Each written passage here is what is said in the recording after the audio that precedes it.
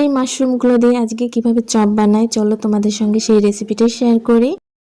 অনেকভাবেই তো খায়, অনেকে তরকারির ভিতরে দিয়েও খায়, কিন্তু আসলে মাশরুমটা আমাদের ওইভাবে খাওয়ার অভ্যাস নেই, তার জন্য চপ বানিয়েই আমরা খেতে পারি।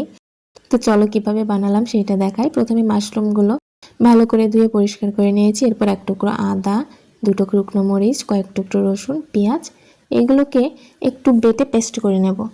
এপাশে চলে এসেছি সেই ব্যাটারটা বানানোর জন্য। তো এখানে আমি নিয়েছি চালের গুঁড়ো, আটা, কাঁচা ঝাল, বেকিং পাউডার, শুকনো ঝালে ওই যে বাটাটা বানিয়েছিলাম সেইটা, তারপর একটুখানি বেকিং পাউডার দিয়েছিলাম, আর লবণ হলুদ তো থাকলো, বলেছি কিনা ভুলে গেছি। তো যাই হোক, এগুলো এবার অল্প অল্প জল দিয়ে ভালো করে এটাকে মিশাতে হবে, একটা ঘন ঘন ডো বানাতে হবে। চলো আমি একটু বদলে নিয়ে একটা কাচের বাটিতে এটাকে একটু কিছুক্ষণ ঢেকে রেখে দিলাম। এরপর কড়াইতে সর্ষের তেল গরম করতে দিয়ে দেবো। আমি বেশিরভাগ সময় সর্ষের তেলটাই ব্যবহার করি, যখন সর্ষের তেলটা থাকে না তখন অন্য তেল ব্যবহার করি। তো আমি মাশরুমটা এখানে কেটে কেটে ছোটো ছোটো করে নিয়েছি। এবার এই মাশরুমটা দিয়ে সেই ডোতে চুবিয়ে চুবিয়ে আমি তেলে ভেজে নেব।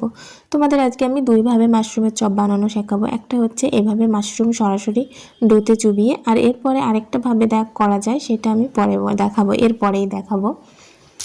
তো দেখো ছোটো ছোটো করে আমি সমস্ত মাশরুমের টুকরোগুলো দেবো। বড় বড় করেও দেওয়া যায়, কিন্তু আমার কাছে মনে হয় খুব একটা সেদ্ধ হয় না। আমি এভাবে কেটে কেটে দিয়েছিলাম, তাই ভেতরে একটু শক্ত শক্ত ছিল। তো তোমাদের যেরকম ভালো লাগে তোমরা তেমনই দেবে। কথা বলতে বলতে তো তোমাদের দেখাতেই ভুলে গেছি, আসলে এপাশে ভাজা হচ্ছে, ওপাশ দিয়ে খাওয়া হয়ে যাচ্ছে। যাই হোক, তো এভাবে একটু হালকা লালচে লালচে ভাব আসলে উঠিয়ে নিতে হবে। এগুলো এত ক্রিস্পি যে দেখলেই খেতে ইচ্ছে করে। তো যাই হোক, তারপরে অল্প একটু ডো বেঁচে ছিল, তো হাতের পাশে কয়েকটা ধনেপাতা ছিল, সেটা কুচি কুচি করে কয়েকটা ধনেপাতার বড়াও বানিয়ে ফেললাম। দারুণ লাগছে কিন্তু লাল সবুজ হলুদ প্লেটটা সাজাতে। তো তোমাদের একটু দেখিয়ে দিলাম।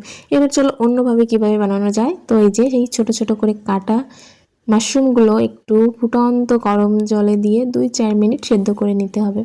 অনেকেই কিন্তু এই মাশরুম কাঁচা খাওয়াটা পছন্দ করে না, তাই তারা এভাবে 2-3 মিনিট একটু সেদ্ধ করে উতরিয়ে ফুটিয়ে নিলে ভালো লাগবে আর কি। তো এটা কিন্তু নরম হয়নি, জাস্ট একটুখানি সেদ্ধ হয়েছে।